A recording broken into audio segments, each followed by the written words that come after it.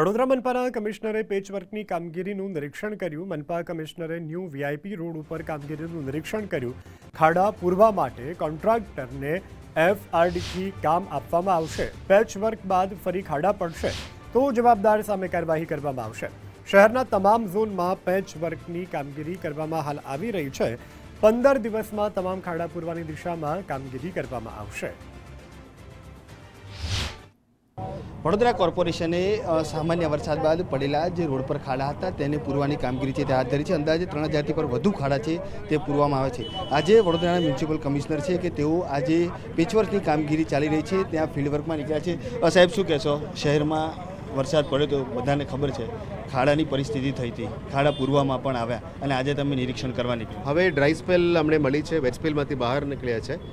Wet સ્પેલમાંથી બહાર નીકળતા આ કામગીરી અત્યારે અમે હાથ ધરી છે। આવતા સમયમાં એફડીઆર પદ્ધતિ જ અમે કામગીરી કરવા માટે નક્કી કરી છે। આ એફડીઆર પદ્ધતિથી જે પણ કામ સુધારા કરવા માટે જ પ્લાનિંગ છે, કારણ કે જે પાણી ભરતા વખત વેટ સ્પેલમાં કામ ના કરી શકે।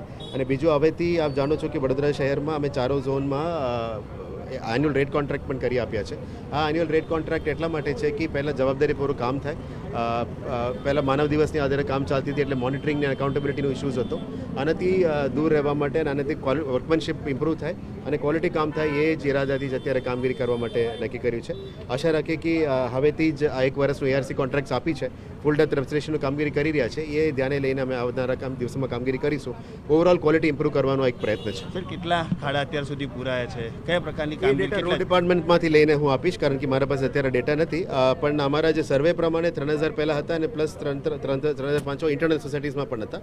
આ તમામને અત્યારે હવે લગભગ 15-20 દિવસ આ કામ કરવું પડશે। આના ઉપર આપણે ડેટા લઈને આપણે જવાબ આપણે જોયું છે સતત ખાડા પડતા એકવાર વરસાદ આવે તેમ છતાં પણ ક્યાંક ને કોન્ટ્રાક્ટરોની કે બેદરકારી હોય, ભૂલ હોય, એના કારણે આ સ્થિતિ સર્જાતી હોય છે। હવે આ પ્રકારની ભૂલ ના થાય માટે કોર્પોરેશન કઈ કાર્યવાહી? એટલા માટે એઆરસી કોન્ટ્રાક્ટ્સ આપી છે। પહેલાં એઆરસી કોન્ટ્રાક્ટ હતું જ નહીં, હવે જવાબદારીપૂર્વક દરેક ઝોનનું જવાબદારી આપીશું। આ જવાબદારીમાં કંઈ બેદરકારી થાય તો આના ઉપર કાયદેથી કાર્યવાહી પણ કરીશું। બિલકુલથી જે રીતે દર વખતે વરસાદ પડ્યા બાદ ખાડા પડતા હતા ને ત્યારબાદ ક્યાંક ને ક્યાંક જે પાલિકાના માથે બોજો પણ વધતો હતો, પરંતુ હવેથી કોર્પોરેશને જે પદ્ધતિ છે તે બદલી છે ને 1 વર્ષના કોન્ટ્રાક્ટ પદ્ધતિ આખી આ જે ટેન્ડરિંગ છે તે કોન્ટ્રાક્ટરને આપવામાં આવ્યું છે ને જ્યારે પણ ખાડા પડે તો જે તે જવાબદારી છે તે કોન્ટ્રાક્ટરની રહેવાની છે। એટલે બિલકુલથી જો આમાં પણ ખામી સર્જાશે તો કોન્ટ્રાક્ટર અથવા તો જે તે અધિકારી હશે તેના પણ પર કાર્યવાહી કરવામાં આવશે। એટલે આ વખતે કોર્પોરેશન છે તે ક્યાંક ને ક્યાંક રોડ પર પડેલા ખાડાને લઈને એક્શનમાં આવ્યું છે। અને હાલ જે રીતે વાત કરીએ તો વડોદરાના મ્યુનિસિપલ કમિશનર છે તે